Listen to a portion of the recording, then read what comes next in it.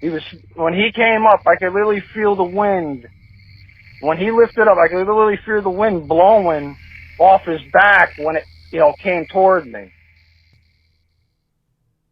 Hi, welcome to the Bigfoot is Real podcast, where real people tell real stories.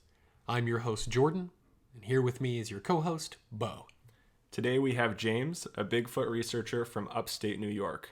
James has been looking for the truth for 5 years now, and trust me, you're going to want to hear what he has to say. So we'll go ahead and just jump right into it. James, if you wouldn't mind telling us a little bit about you and your background to just give the listeners a little bit of an understanding of where you're coming from. I'm a father of 3 children. I went through a divorce. I've done architectural woodworking for 30 years, and I still do it today. I love it every day. It's a good job. I like to do a lot of fishing. I do a weekend guide service up at Salmon River at times, and I like to go do the outdoors and walk trails and do a little mountain climbing. I'm kind of like the outdoors guy. I like a lot of fun and activity stuff. Sure. So kind of being out in nature is a thing you enjoy.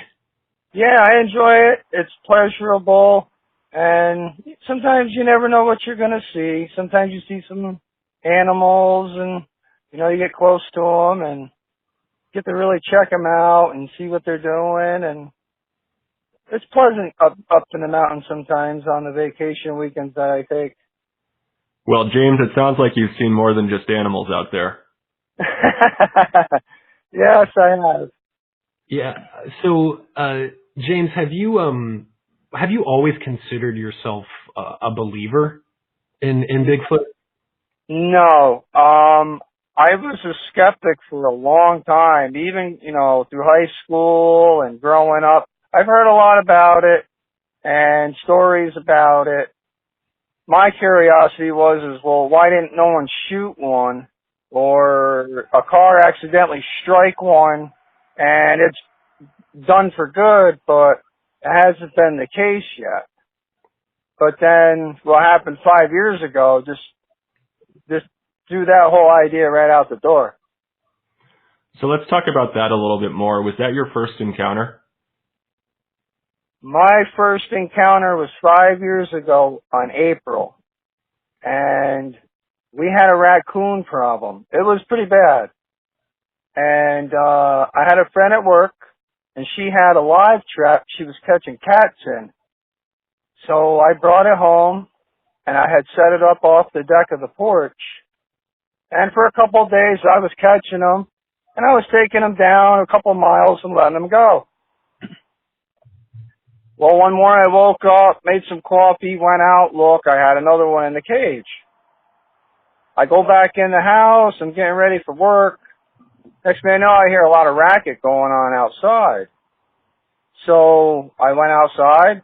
Well, as soon as I opened the door, I kind of seen this thing on the other side of the guardrail or handrail where the cage was. I couldn't make out exactly what it was at first, and I took the first step out onto the deck of the porch, and next thing you know, he stood up. And then I had stepped back toward the door. And for a minute, it was like a second, he took like a deep, breath. Like a blowout of air. Like a sigh? Like a sigh or like a frustration. And when he lifted up, I can actually hear the door shut. And I knew when it lifted up, it was trying to get into the cage. And he sighed, and then the next thing you know, he started to walk away. Well, as he started to walk away, he turned and looked at me for just like a second or two, but still was walking away at the same time. And then, he disappeared into the woods. I ran back, stepped back into the door, slammed the door with my foot, and I didn't leave the house for about another 45 minutes to an hour. When you saw this thing, did you immediately think that's Bigfoot? No. At first, when you first see it, you don't know what to think. It catches you just so off guard. You don't know what to think at first. It just, you're shocked. And when you were back in the house for 45 minutes, walk us through that process. Like, what's going through your head? What are you thinking about? I was constantly looking out the window. Okay. And at times I actually opened up the kitchen cabinet the drawer. I pulled out a couple steak knives and put them on the table, along with having my crossbow loaded with a pointed edge just for safety. But I wasn't going to shoot, or I wasn't looking to kill. I just wanted to make sure it was away from the house. Had any of the neighbors mentioned any other sightings, or was this completely out of the blue for you? It was completely out of the blue. I didn't expect it. I didn't hear anything about anybody else talking about it. We had just moved in. We moved in February of that year. I seen him in April. So we were only there just for a couple months when the sighting happened. Sure. And James, are you able to give us a sense maybe of like the physical nature of this thing? I know you talked a little bit about at the handrail, but like just size and scope. What I did is I took a tape measure and I went out onto the deck of the porch, which is about 3.5 feet off the ground.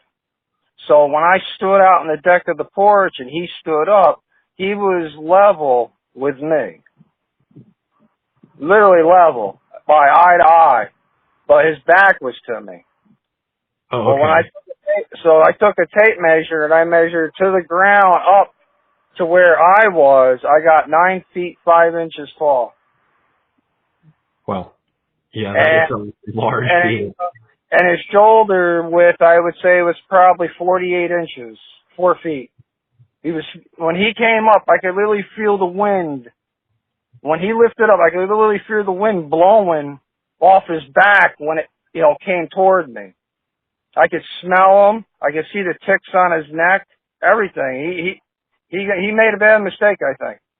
I thought he was probably thinking, I'm going to hit this cage quick and get away with it, and that wasn't the case.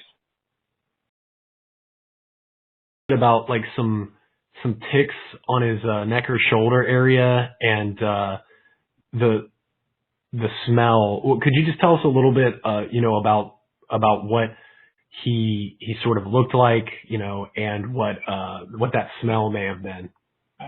The smell of him is almost like a ferret. Like a ferret, like you smell at a pet store, those ferrets, they have that kind of smell, but it's got a funky skunk garbage smell to it. And as far as what he looked like, he looked like a gigantic grayish colored gorilla. He was gray. And you can see pieces of hair missing to where it was just showing skin. And the ticks were black. They stood right out on the side of his neck. You knew immediately. I said you knew immediately kind of what that was on his side with the ticks.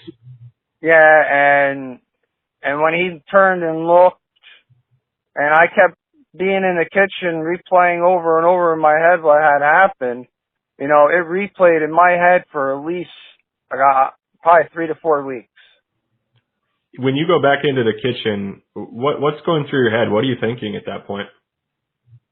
Protect my family at the time. Was your family in the house then?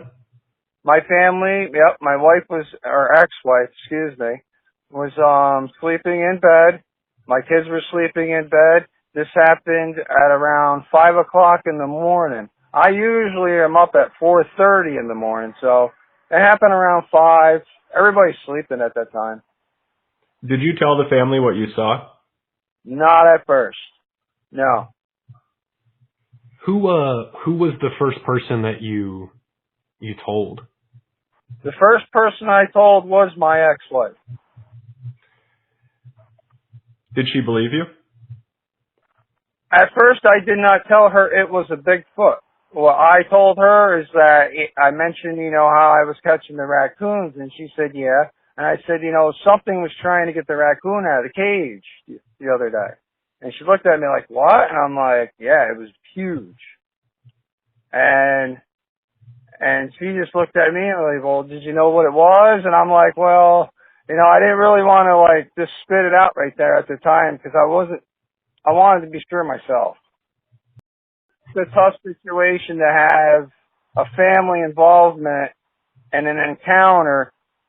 It can cause a lot of problems. At what point do you sit down with her and explain that you think it was a Bigfoot? About probably a month later, when I seen it the second time. Oh, when could you walk us through that second time that you saw it? The second time I seen it is me and the family. We were getting ready to go shopping on a Saturday, and for some reason why I just didn't want to go shopping. I wasn't in the mood. It was really hot. Right. We get it. It was really hot. I fished all morning. I was exhausted. So I was like, you know what? Drive me down to the end of the road. I'll take the mail out of the mailbox. I'll walk back and take a nap. So I got the mail. I started walking up the road. And as soon as I entered into the driveway, off to the right where I had these raspberry bushes, I seen him stand up. And he took a look at me, and then he just swung to the right and shot like right up into the woods. And he was duped again because he thought we were leaving to go shopping, and he didn't know I was walking back up the road, and he made another mistake. It was two mistakes, 2 times I caught him. He thought the whole family was leaving because we had it on a routine that every Saturday we went shopping as a family. It's like he knew we were supposed to be gone. He had no idea that I was actually coming back to the house. Do you think it had been watching you? Oh, yes. Let's just say they do watch people. They're not dangerous, though. They will take an opportunistic time on somebody and take something. Sometimes it's not just food. Sometimes they're little items. I've had stuff missing in the backyard, and I could never find them again. And I know my kids never touched them. Do you think it was the same creature that you saw the second time? Oh, without a doubt. He's the only one, and he's the only one that you guys have that I sent the picture of. Yeah, and we've appreciated that for sure. So after it kind of beelined up into the wood line there, what were the thoughts going through your head when you saw it the second? For one, we've got an issue here, and the thing is when you see something 9 feet 5 inches tall, weigh about 1,000 pounds, walking around your house, it's very uncomfortable. I'm sure. And one of the people that I had to talk with up here who had the same encounter, he told me the same thing. It's very uncomfortable. Did you feel your safety was threatened? I would say at that point, yes. But due to it didn't get violent, it kind of, you're also at an ease too, so you're kind of weighing the two. Sometimes you really don't know, and sometimes you think you do, but so far from what I've known, no one's been killed by one. Yeah, it almost sounds like it was just more frustrated that you saw it. Yeah, I think he's actually old. He looks very old. He looks like an old man, like, he's aged. Very old. And I think he's making mistakes, and, I have no intentions of harming or anything of that. Our intentions is to get him on camera, really good to a point to where nobody can say, well, this was a hoax or this was CGI. You know, we want to do it the best way we can without disrupting what's going on also. Yeah, you mentioned that a we there. Who are some of the are you working with some folks now, or have you found some people who have common I have experiences? what I've done is I've set up just a couple people in the area who had sightings of him. There's a bow store out here where hunters go to pick up their bow and arrows, and they get them sharpened or they get them tuned in. Well, stories started to leak into that to where I got some of the information from him. I went up to talk to these people. Their story matched identically to what I seen. They all said he was gray, 9'5". One guy actually saw him looking through a window at 6 o'clock in the morning. And I sent you the video of his son, the second encounter that they had up here with him, where he actually had to go get a gun. And there's a sheriff up here too. I can't mention his name, but he was at a scene where we were, and he put the flashlight right on him, and he said he seen something, but he won't admit what he seen. So you find at this point there are some folks that are having similar experiences, encounters, yet there's still some of those folks that are willing to accept that, and then others that don't want to be associated with it. Exactly. You got people up here who have seen it that won't say anything. And then you got some people up here who have seen him so good to a point to where they can't even contain themselves to keep it in. Like me. I'm sorry. When you see something 9 feet 5 inches tall, 1,200 pounds, stand up in front of you and walk away in the woods, there's no way that's a bear. It's impossible.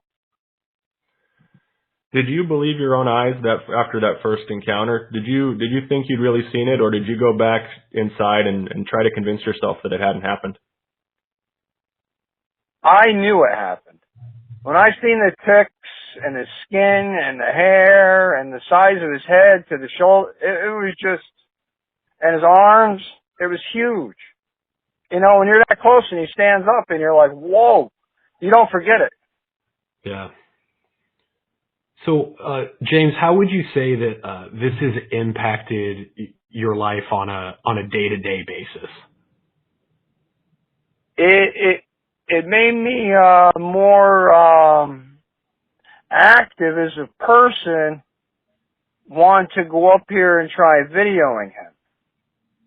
It also made me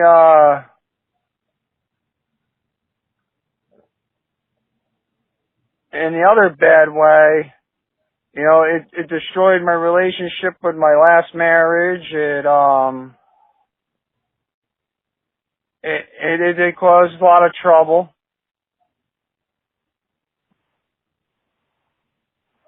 But, you move on, and I wouldn't be out here like I am right now, which I am up in the area as we're on talking here. But I wouldn't be doing this if I didn't see it. It sounds like you really just want people to know what's out there. People won't be just doing this just for nothing. I go steelhead and salmon fishing. I know the trout and I know the salmon. I know when they're in the stream. I go and I catch them. It's determination that makes you want to go because you know it's there. Same thing as this. When you see it and you look and you've seen them and walk away, whatever, and you get the determination like me and other people, it means it makes it quality that it's true. The determination behind going makes it true because you know you've seen it. If you didn't see it, you wouldn't have no determination at all.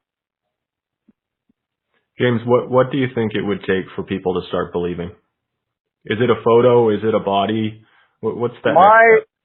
We're doing this by stealth. I'm not going into the woods disrupting it.